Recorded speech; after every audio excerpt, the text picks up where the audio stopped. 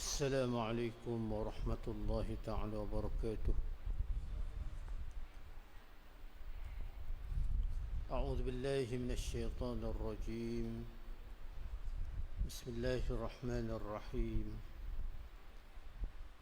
الحمد لله رب العالمين، نحمده ونستعينه ونستهديه ونستغفره، ونعوذ بالله من شرور أنفسنا ومن سيئات أعمالنا. من يهده الله فلا مضل له، ومن يضلل فلا هادي له. صلاة وسلاما دائمين متلازمين إلى حبيبنا المصطفى محمد صلى الله عليه وسلم وعلى آله وأصحابه ومن دعا بدعوته إلى يوم الدين. أما بعد. اللهم علمني ما جهلت. Ya Allah, ya Tuhanku, ajarkan daku apa yang daku tidak tahu.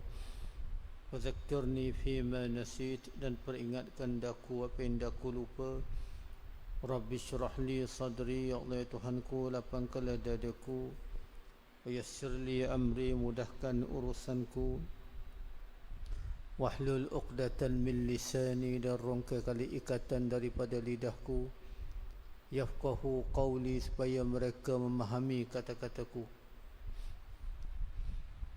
Qala musannifu rahimahullahu ta'ala wa nafa'ana bi'ulumihi fid darin amin ya rabbal alamin. Kita muka surat 69. Saya ambil balik daripada atas ni, daripada bawah. 1, 2, 3, 4, 5, 14. Baris ke-14, ambil baris ke-14 daripada bawah. Baris ke-14 daripada bawah pada muka surat 69. Kata setengah arifin, kata setengah orang yang arif, yang benar-benar mengenal Allah Subhanahu wa ta'ala. Bermula lapar itu kepala modal kami. Jadi dalam kita menuju kepada Allah, kita nak bersihkan jiwa kita, nak bersihkan hati kita, supaya lagi dekat dengan Allah Subhanahu wa ta'ala, supaya dapat kemanisan iman itu. Maka yang menjadi modalnya ialah lapar. Makna jaga perut dalam bahasa kita orang awam ni, jangan makan sampai terlalu kenyang. Dia kena banyak lapar, maknanya kurangkan makan. Itu modal. Kalau bab modal ni tak ada, macam mana nak dapat untung? Modal tu kena ada. Dan maknanya bahawasanya barang yang hasil bagi kami daripada selesai. Mana selesai itu maksudnya kerja kita jadi mudah lah, beres dan sejahtera bila jaga bab makan. Jaga bab makan, tidak makan terlalu banyak. Dan ibadat, segi ibadat pun hasil ibadat. Maksud hasil ibadat tu, ibadat itu insya-Allah diterima oleh Allah Subhanahu wa ta'ala. Kenapa? Kita ada modal. Modal kita ialah lapar. Itu modal dia. Dan manis. Okey, sejahtera. Waktu ibadat diterima oleh Allah Subhanahu wa ta'ala. Memanglah kita biasa dengar imam baca doa kan, Rabbana taqabbal minna innaka antas samiul alim. Ya Allah, ya Tuhan kami, terimalah daripada kami kan. Rabbana taqabbal minna salatana, kita biasa berdoa, wa siyamana wa ruku'ana wa sujudana. Kita minta Allah terima amal ibadat kita kan. Tapi syarat dia, modal kita kena banyak berlapar. Tak boleh makan terlalu banyak.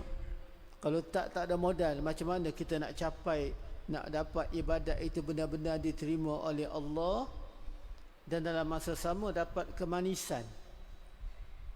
Manis, nak kata seronok tu, manis ni rasa kesedapan yang tak boleh nak cerita.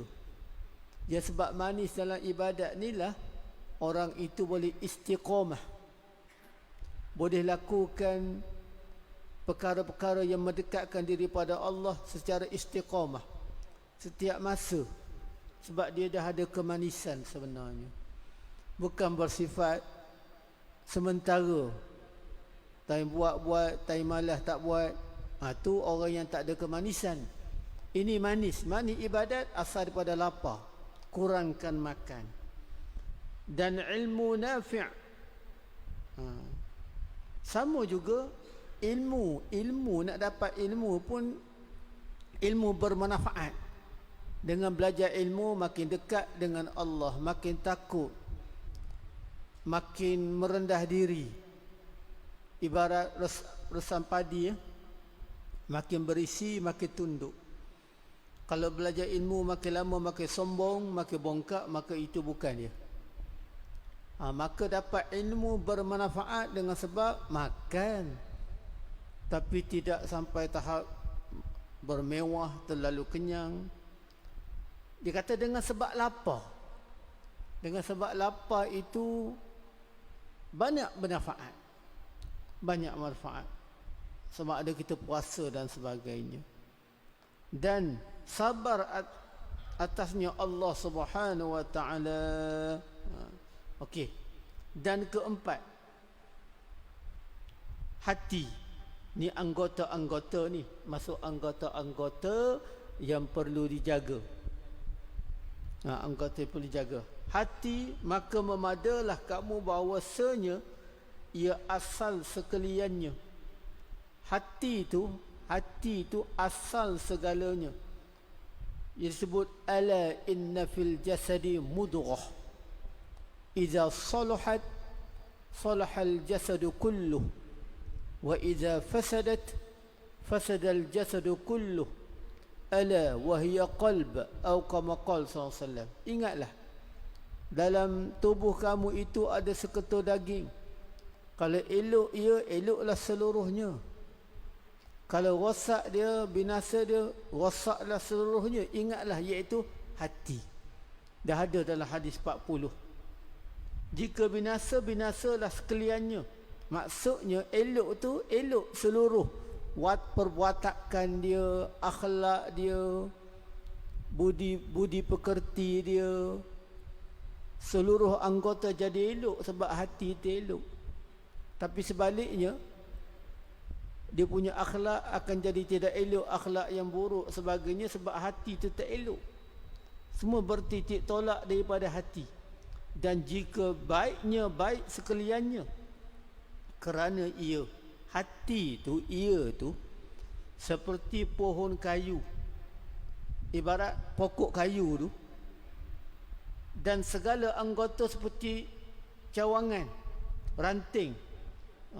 Ibarat pokok kayu, batang tu, batang pokok tu hati. Ranting-ranting, dahan-dahan dia tu ibarat anggota lain. Kemaluannya, kakinya, matanya termasuk. Dan daripada kayu itu menghisap segala cawangnya. Maksudnya kesan. Cawangan yang baik jika baik ia, dan binasa jika binasa ia. Mana ada kaitan antara batang pokok tu dengan ranting-ranting dan dahan-dahan. Ranting-ranting dan dahan-dahan. Dan bahawasanya ia seperti raja. Ni ibarat hati ni. Raja, pemimpin, ketua dan segala yang lain itu mengikutnya. Ibarat kaki, tangan, mata, telinga, itu diikut hati. Dan apabila baik raja atau ketua, baik rakyat, dan apabila binasanya, binasa raja, binasalah sekaliannya. Maka tu nak sebut berkaitan dengan hati. Maka tiba-tiba baik mata dan lidah. Bila baik hati, mata jadi baik. Mata nak tengok benda-benda yang sepatutnya, benda-benda yang mendatangkan pahala, benda-benda yang memberi manfaat. benda-benda yang dihalalkan. Mata, kenapa? Hati tu elok. Dan lidah, kesan daripada hati yang baik, lidah nak bercakap benda baik, lidah tak nak mengumpat, tak nak mengeji, tak nak mengata. Dan perut pun sama. Perut pun nak makan benda-benda yang halal, benda-benda yang suci, benda-benda yang bersih, halalan tayyibah dan lainnya, menunjuk atas baik hati dan ramainya. Maksudnya bila hati itu baik, anggota lain pun jadi baik. Hari ni yang jadi macam-macam kes ni kan, kes pembunuhan, kes buli, macam-macam kes hari ni adalah disebabkan berkaitan dengan hati semua. Hati tu, bila hati tak elok, maka anggota lain pun dia jadi macam contoh. Mungkin kita sebab kita bukan wilayah kan, tapi tadi masa saya tazkirah dekat Masjid Sa'ad bin Waqqas di bawah wilayah dalam Gombak, dia minta sentuh satu benda, iaitu masjid dan surau seluruh wilayah tidak setuju dengan program Rain Reef. Rain Reef sebenarnya tahun melawat Malaysia. Rasa start lah 30 hingga 2 bulan. Ada hati, bagi hati yang bersih, dia tak akan suka sebab benda tu jelas bercampur bau laki perempuan. Rain ni macam mandi, hujan buatan. Lepas tu reef ni muzik yang melampau, sistem cahaya yang ekstrim, bercampur lelaki perempuan dan ajnabi, pemakaian yang menjolok mata. Itu pernah dulu buat Bukit Jalil ke, ada yang mati orang kita, orang Melayu. Jadi semua ni bertitik tolak dengan hati. Tapi penguatkuasaan kena ada lah. Kalau ikut nak pergi, memanglah kalau hati yang tak apa elok, dia nak pergi tempat-tempat sebegitu. Tempat-tempat sebegitu. Baiklah. Jadi berpunca, sebab tu disebut, dan apabila engkau lihat ada padanya cedera, hati itu cedera dan binasa, ketahuilah olehmu bahawasanya yang itu daripada cedera di dalam hati. Yakni pada anggota-anggota lain ada masalah. Tangan sampai tahap nak pukul orang, sampai tahap bunuh orang, sampai tahap rasuah, sampai tahap mencuri sebagainya. Mata nak tengok benda-benda yang diharamkan, yang itulah nak tengoknya. Itu cedera pada mata, cedera pada tangan. Kaki nak berjalan ke tempat-tempat maksiat yang dilarang oleh Allah, itu cedera panggil. Telinga nak dengar benda-benda yang tidak elok. Okey, dia kata itu bermakna cedera di dalam hati. Hati itu cedera dan binasanya telah ada jatuh di sana, cedera tu. Tetapi binasanya itu pada terlebih banyak. Binasa tu lebih teruk, lebih banyak. Maka palingkan olehmu penolong engkau kepadanya. Maksudnya kita kena kembali kepada Allah. Dia dapat tolong kita. Maka baikikan dia kan hati, nescaya jadi baik sekalian. Maka dapat kesenangan engkau. Kemudian daripada mengikut akan dia, dapat usaha kuasamu. Jadi ini masalah berkaitan. Dia kata dapat kesenangan engkau kemudian adalah pekerjaannya sangat payah. Jadi nak betul hati, nak baiki hati ni payah. Kalau penyakit biasa ni bolehlah ada operasi, ada rawatan, ada ubat, ni payah. Sebab itulah daripada hati inilah, hati yang bersih, kita nak hati yang bermatlamat. Kita mengaji tasawuf ni Kita nak membersihkan jiwa kita, supaya insya-Allah kita ni termasuk dalam firman Allah, ya ayyuhallazina amanu, wahai orang-orang yang beriman, wa man yattaqillah, kita nak yang tu, supaya kita termasuk dalam orang-orang yang bertakwa. Innal muttaqin, dalam Quran semua orang-orang bertakwa. Kita nak kita ni dengan sebab hati yang bersih termasuk golongan yang bertakwa, muttaqin, golongan yang beriman. Dia bertitik tolak daripada hati. Kita pernah belajar dulu, mungkin 4-5 tahun dah lama yang lepas, bahawa Imam Al-Ghazali menyebut kesan daripada takwa ni ada 12 kebaikan. Allah bagi pada orang bertakwa terselamat daripada musuh. Orang nak kacau dia tak berjaya dengan izin Allah. Orang nak buat anyanya pada dia tak boleh. Orang nak buat mudarat, musuh nak mudaratkan dia tak boleh, sebab dia orang bertakwa. Ataupun paling kurang, wa man yattaqillaha yaj'al lahu makhraja wa yarzuqhu min haitsu la yahtasib. Allah akan bagi dia orang bertakwa. Ni hasil takwa daripada hati yang bersih, iaitu jalan keluar. Ada masalah akan ada jalan penyelesaian. Kenapa takwa? Ada masalah ataupun Allah bagi rezeki yang tak disangka-sangka. Rezeki itu luas kan, tapi ada rezeki yang tak dijangka-jangka, yang tak disangka-sangka. Kenapa? Dia bertitik tolak daripada takwa.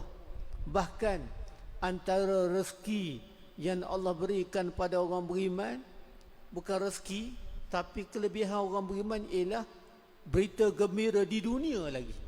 Di dunia ni Allah beri pada orang beriman, mereka mendapat mimpi-mimpi yang baik. Mimpi-mimpi yang baik. Mimpi itu mimpi yang benar, mimpi orang beriman. Payah dah nak cari mimpi betul pada akhir zaman. Di samping itu, orang beriman tu seolah-olah kebaikan dia sebelum dia dapat syurga, atas dunia pun seolah-olah dia dah dapat. Macam mana orang puji dia? Dia tak niat nak suruh orang puji dia. Dia tidak berharap langsung orang puji dia, tapi orang puji dia sebab akhlak dia, perangai dia, akhlak dia. Maka itu seolah-olah nikmat yang didahulukan, walaupun belum lagi mati, tak dapat lagi taman-taman syurga, tak dapat lagi syurga, tapi atas dunia ni dia dapat nikmat. Macam mana orang puji dia? Walaupun asasnya dia langsung orang beriman ni, dia tak harap orang puji, sebab itu adalah riak. Tu banyak kelebihan dengan sebab beriman. Beriman tu datang daripada hati yang bersih. Sebab itulah kalau awal surah Al-Baqarah, sebelum Allah cerita orang munafik, orang kafir, orang munafik, Allah dahulukan, Allah cerita berkaitan orang-orang beriman. Pada orang beriman tadi yang saya sebut, rezeki yang tak disangka-sangka, jalan penyelesaian, jauh daripada mudarat musuh, itu ialah janji Allah yang Allah nak bagi. Tapi di sana ada lagi dianggap bonus. Bonus dalam Al-Quran Al-Fadlu. Kita panggil zalika fadlullah. Fadlu ni kurnia Allah ataupun bonus. Allah tambah lagi. Kita kan, insya-Allah kita termasuk di kalangan orang-orang beriman. Kita biasa baca Fatihah. Dan Fatihah itu wajib, jadi rukun qauli. Kita akan baca tiap-tiap kali solat, solat wajib, solat fardu, solat sunat. Kita wajib antara bacaan kita, ihdinas siratal mustaqim, siratal ladzina an'amta alaihim. Ya Allah, tunjuklah kami jalan yang lurus. Kita minta dengan Allah, tunjuk kita jalan yang lurus, jalan yang benar, jalan taufik, jalan hidayah setiap kali. Itu hikmah kenapa diwajibkan membaca Fatihah. Ada hikmah di sana, bukan Allah nak menyusahkan kita, tapi untuk kebaikan kita. Sebab tu siratal ladzina an'amta alaihim. Jalan mana? Jalan yang lurus tu jalan orang yang engkau beri nikmat. Jalan yang kita nak tu jalan yang orang yang Allah bagi nikmat kepada mereka. Jalan siapa tu? Maka dihuraikan, ditafsirkan tentang ayat dalam surah Fatihah tu melalui surah An-Nisa ayat 69. Ditafsirkan jalan siapa tu? Wa man yuti'illah, ni saya baca ayat 69 surah An-Nisa. Wa man yuti'illah wa rasulah fa ulaika alladhina an'ama Allahu 'alaihim minan nabiyyin was-siddiqin wasyuhada was-salihin wa hasuna ulaika rafiqa. Ini huraian bagi Fatihah, iaitu dan sesiapa yang mentaati Allah dan Rasulnya, orang beriman ni, orang beriman, orang yang bersih jiwa mereka, taat pada Allah dan Rasul. Maksudnya apa yang disuruh dibuat oleh Allah Rasul, apa yang Allah Rasul larang mereka tinggalkan. Baiklah, maka mereka orang ni akan bersama dalam syurga ataupun bersama selepas mati. Selepas mati itu panjang kan, di alam barzakh, di dalam syurga mereka akan bersama dengan orang-orang yang Allah bagi nikmat kepada mereka. Ni nikmat yang surah Fatihah ni. Siapa? Minan nabiyyin, pertama dari nabi-nabi, daripada nabi-nabi. Ini VVIP akhirat, akan dapat berkawan, akan dapat berkasih sayang dengan pertama para nabi, anbiya. Yang kedua siddiqin, golongan siddiqun. Yang ketiga ialah asyuhada. Yang keempat as-salihun. Jadi itu tafsir orang yang Allah bagi nikmat, 4 golongan. 4 golongan tu.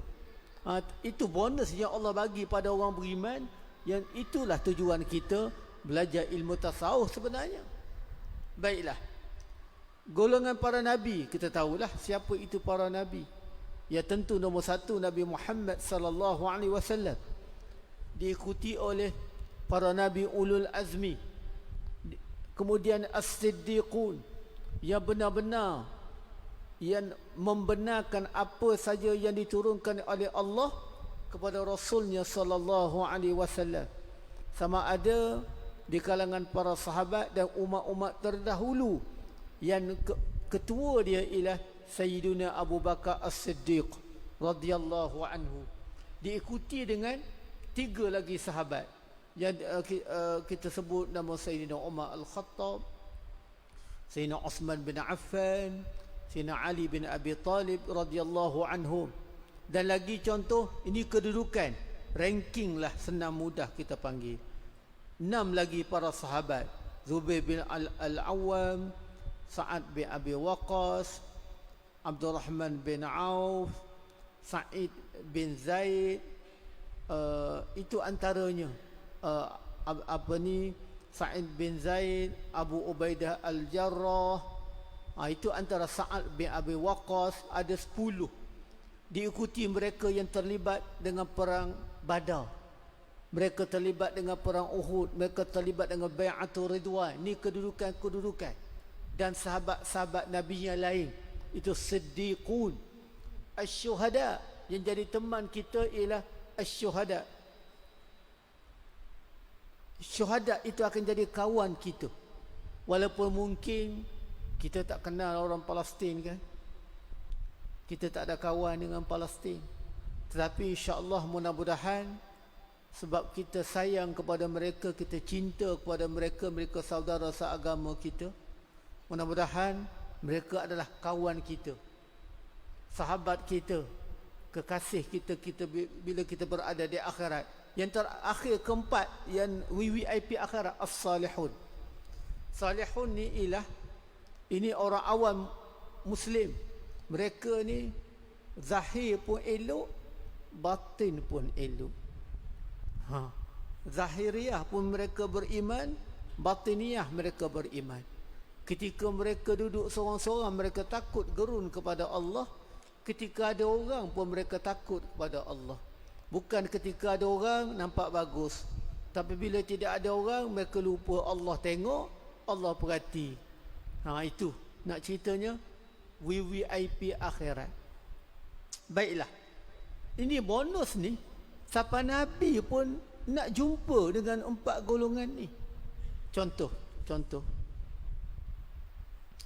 Ketika Nabi SAW hampir wafat, kepala Nabi pada ribaan Sayyidatina Aisyah radhiyallahu anha. Maka kan Nabi dan keadaan nazak, Nabi tunjuk ke atas. Nabi tunjuk, Nabi kata apa? Allahumma ar-rafiqul a'la. Allahumma ar-rafiqul a'la. Allahumma ar-rafiqul a'la. Ya Allah, ya Tuhanku, kepada kekasih yang tertinggi, pada rakan yang tertinggi. Memanglah kekasih tertinggi tak lain tak bukan Allah Subhanahu wa ta'ala. Tetapi di kalangan manusia makhluk, kekasih tertinggi itu, kekasihnya ialah siapa? Para nabi, para siddiqun, para syuhada, para salihun. Bahkan dalam riwayat Imam Bukhari rahimahullah, daripada Aisyah radhiyallahu anha, Aisyah ada sebut, ia bermaksud yang Nabi bersabda kan, tidak ada seorang Nabi yang sakit. Sakit itu yang membawa kepada kematian, kecuali Nabi itu, mana-mana Nabi akan diberi pilih, sama ada nak dunia ataupun akhirat. Maksudnya nak panjang umur ataupun nak mati. Nabi diberi pilih. Malaikat maut bukan datang terus cabut nyawa, tapi para Nabi diberi pilih, termasuk Nabi Muhammad SAW. Dia diberi pilih sama ada nak panjang umur lagi ataupun cukup, dah sampai masa kembali kepada Allah. Maka Sayyidatina Aisyah dengar rintihan Nabi. Rintihan tu bukan maksud mengeluh, bukan. Ketika Nabi nak wafat, dia dengar Nabi secara jelas, Nabi sebut macam ni masa Nabi nak wafat, ma'alladzina an'ama Allahu alaihim minan nabiyyin was-siddiqin wasyuhada was-salihin. Dengan jelas Sayyidina Aisyah dengar, bersama dengan para nabi-nabi, bersama dengan siddiqin, bersama dengan syuhada dan salihin. Nabi sebut hingga akhir. Makna kata Sayyidah Aisyah, oh dia tahulah Nabi telah diberi pilih. Nabi nak panjang umur ke nak kembali kepada Allah, maka Nabi pilih. Bila Nabi kata nak bertemu, Nabi pilih, aku nak bertemu dengan kawan-kawan aku, sahabat saudara-saudara aku para Nabi, nak bertemu dengan siddiqun, nak bertemu dengan syuhada, nak bertemu dengan salihun. Nabi telah pilih untuk kembali kepada Allah Subhanahu wa ta'ala. Tu sebab itulah Allah Ta'ala kurniakan nikmat iman dan Islam. Atas dunia lagi kita kena pilih kawan-kawan macam tu. Malah kita mana ada kawan dengan para Nabi, tapi mereka yang dekat dengan para Nabi, dengan sunnah Nabi, kan? Kita berkawan, al-mar'u ma'a man ahabba atau kama qal, riwayat Imam Bukhari, Imam Muslim. Seseorang itu akan bersama dengan orang yang dia kasih. Atas dunia ni kita kasih kat siapa? Orang macam mana? Orang yang dekat dengan Al-Quran, dekat dengan sunnah, dengan ijma', qiyas, ataupun sebaliknya, na'udzubillah. Adakah yang kita kasih orang yang jauh dengan Al-Quran, dengan sunnah? Jadi maksud bersama dengan orang-orang kita kasih tu ialah, bila kita kasih pada seseorang, kita akan ikut cara dia, akhlak dia, amalan dia, apa saja dasar dia, maka itulah akhirat. Begitulah. Tu saya nak sebut bonus. Bagi siapa? Bagi orang-orang yang beriman, insya-Allah termasuk kita. Termasuk kita. Sebab sebahagian sahabat menganggap bahawa sebab kedudukan mereka dengan Nabi jauh, Kalau sahabat dengan Nabi jauh kedudukan, kita lagi jauh. Maka mereka menganggap jumpa Nabi ni atas dunia je. Bila mati, Nabi SAW ni diangkat ke tempatnya tertinggi.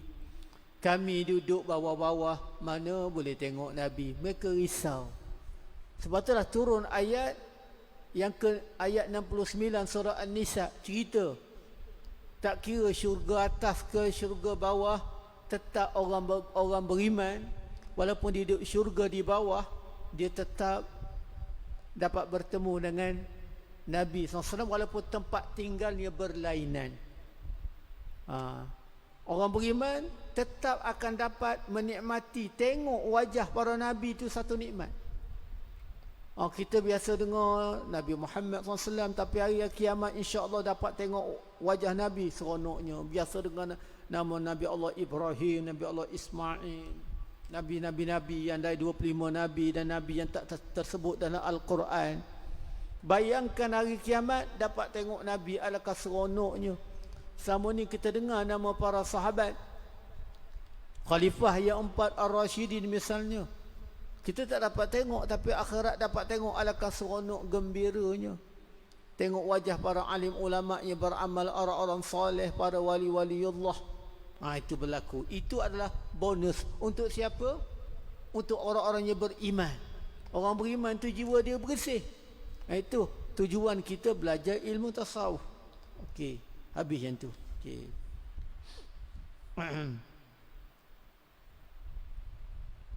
Okey. Dia kata adalah pekerjaan sangat payah. Dalam nak jaga hati ni bukan mudah. Yang payah kerana ia tempat duduk khatar,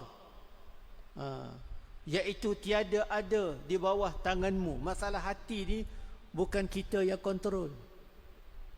Itu masalah payah tu.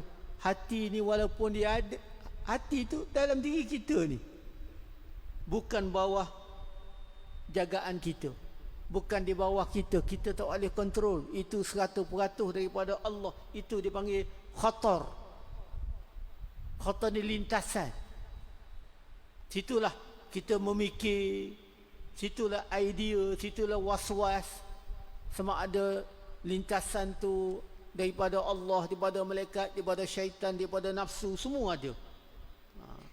Dan ada pun menegahkan daripada mengikut akan dia, dapat diusahakan sekuasamu. Jadi cara kita nak tahan tu daripada ikut, terutamanya perkara hati ni yang tak elok tu, kita buat setakat mana kuasa kita. Kita tak mampu sebenarnya.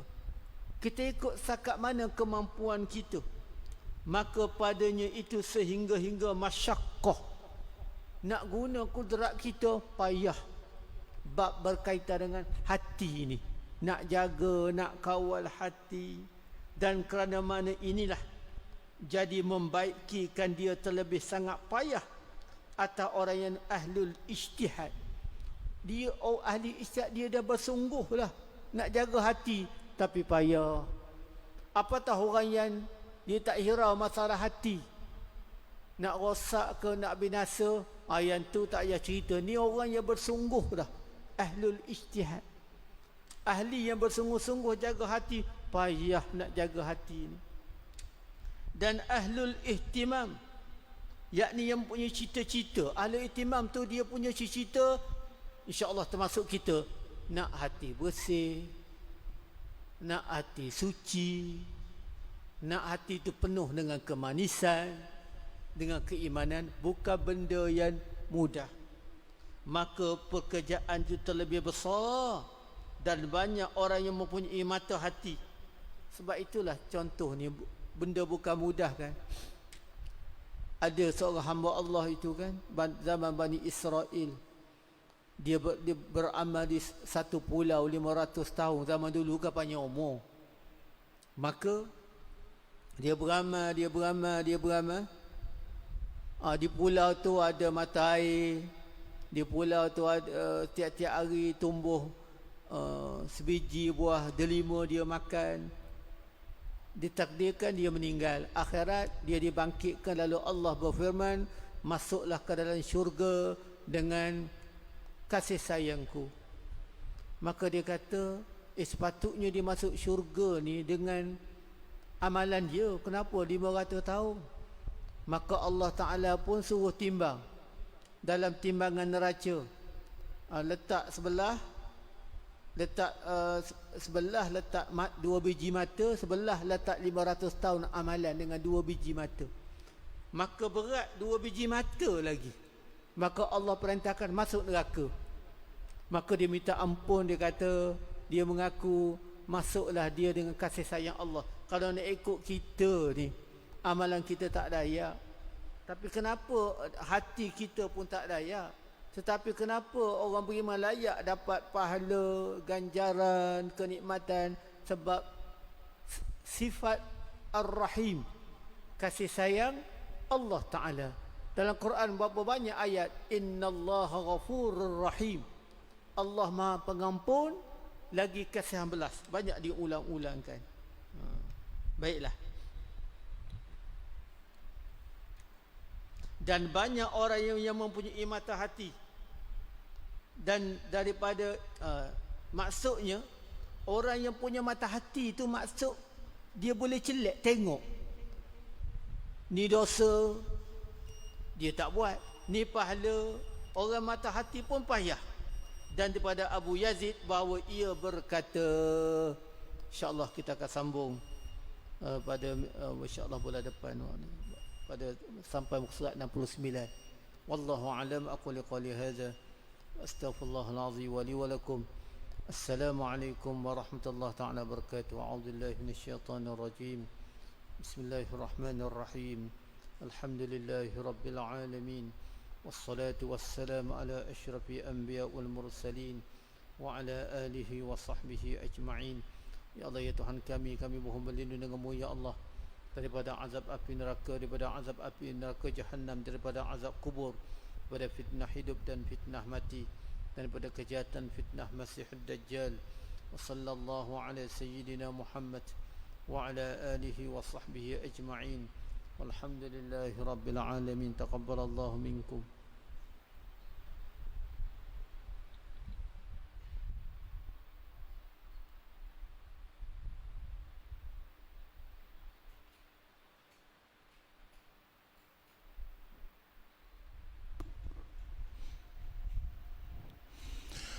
Allahu Akbar, Allahu Akbar, Allahu Akbar,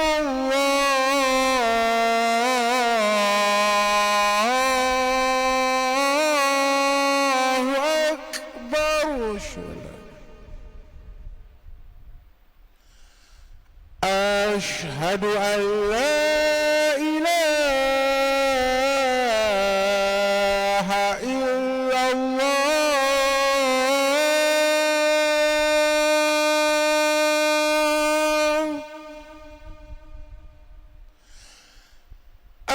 أشهد أن لا إله إلا الله.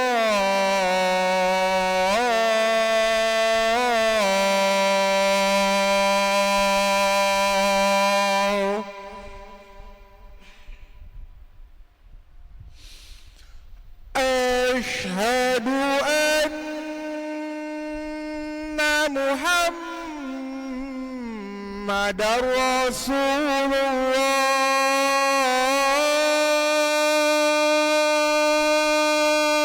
الله.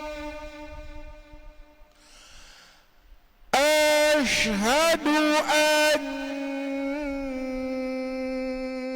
محمد رسول الله.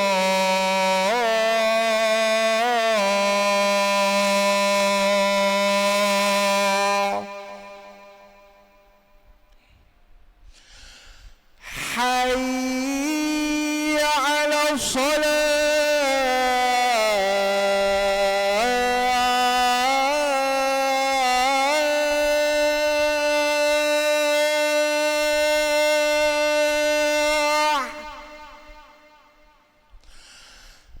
حي على الصلاة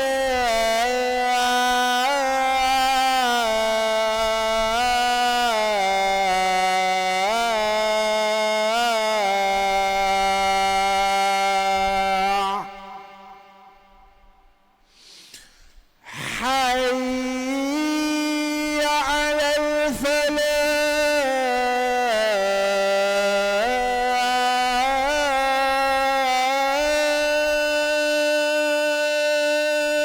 الفلاح حي على الفلاح